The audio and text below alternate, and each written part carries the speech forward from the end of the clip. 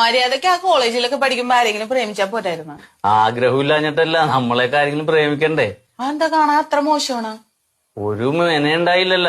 ഇപ്പൊ ഈ ജോലിയൊക്കെ കിട്ടിയപ്പോഴല്ലേ ഒരുവിധം വെട്ടം വെച്ചത്. ശരിയാണ്, അന്ന് സോഡാ കുപ്പി പോലെ അന്ന് എനിക്കൊരു ആത്മവിശ്വാസം ഒന്നും ഉണ്ടായില്ലേ, അല്ലെങ്കിൽ ഞാൻ മണ്ടുവിനെ പ്രേമിച്ചാനെ.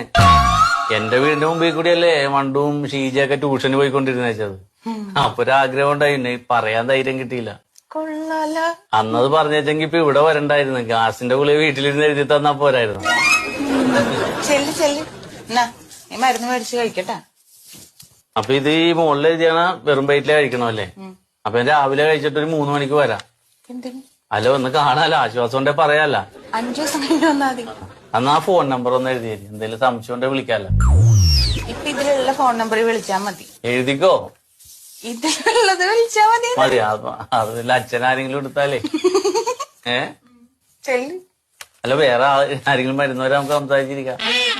വേറെ പേഷ്യൻസ് ഒന്നും ഇല്ല പുറത്ത്. സത്യത്തിൽ എന്താ പ്രശ്നം? എന്നാ ശരി, എന്നാ ഞാൻ വിളിക്കാം. I love you പറഞ്ഞേക്കായിരുന്നു.